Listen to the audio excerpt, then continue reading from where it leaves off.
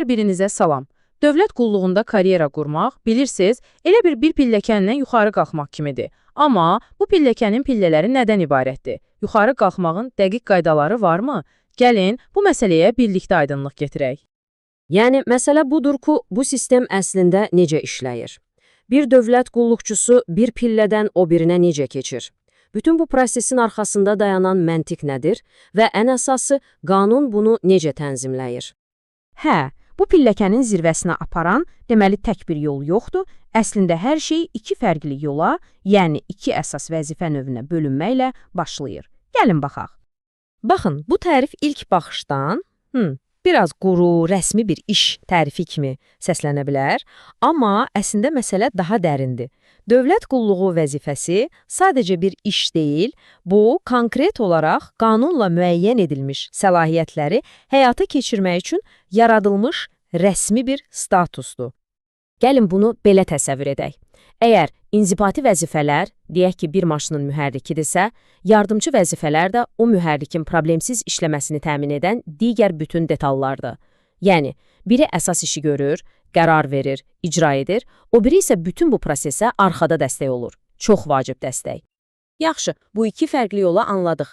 İndi gəlin əsas diqqətimizi o mühərrik olan hissəyə, yəni inzibati vəzifələrə yönəldək. Görək o karyera pilləkəninin pillələri, başqa sözlə desək, təsnifatları necə düzülüb. Aha, inzibati karyera pilləkəni, bax budur.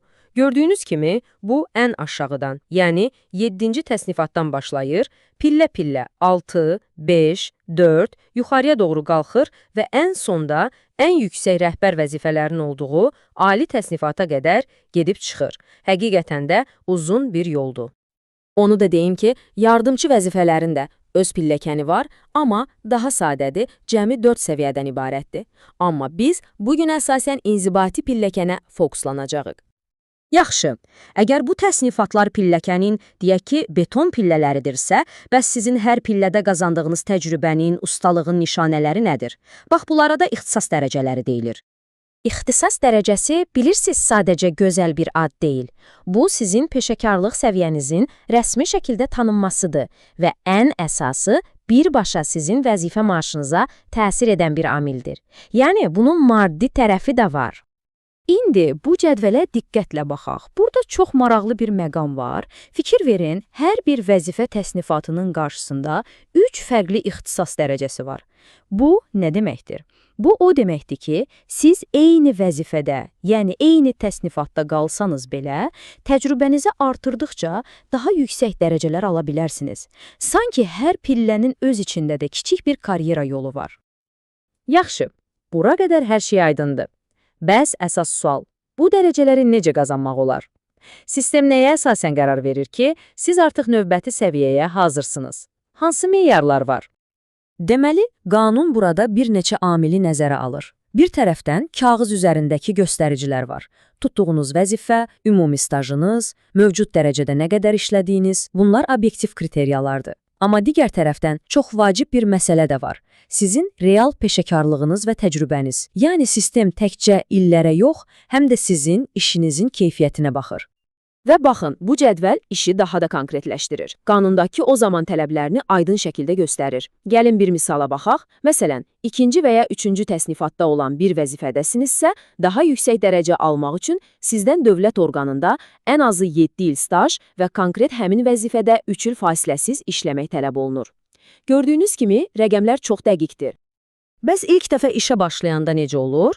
Qayda çox sadədir. Sizə sadəcə vəzifənizin təsnifatına uyğun olan ən aşağı ixtisas dərəcəsi verilir. Yəni, start xətti budur, yüksəliş də məhz buradan başlayır. Bütün bu rəqəmlərin içində bir rəqəmi xüsusi yadda saxlamaq lazımdır. 3 il. Çünki bu, bir çox yüksək təsnifatlı vəzifələrdə növbəti dərəcəyə keçmək üçün tələb olunan standart gözləmə müddətidir. Sanki sistemin qoyduğu bir sınaq müddətidir ki, tələsik qərarlar verilməsin. Yaxşı, bəs bu müddətləri gözləmək mütləqdir? Yəni, heç bir istisna yoxdur? Karyera pilləkənində bir al daha sürətlə irəliləmək üçün hər hansı bir yol mövcuddurmu?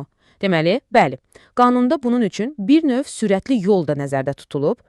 Qanuna görə, vaxtından əvvəl irəli çəkilmək üçün iki əsas məntiqli səbəb var. Birincisi, siz həqiqətən də işinizdə fövqəladə nəticələr göstərmisiniz və buna görə mükafatlandırılırsınız. İkincisi isə sizi daha yüksək bir vəzifəyə təyin ediblər. Təbii ki, yeni, daha məsuliyyətli vəzifəyə də yeni dərəcə uyğun gəlir.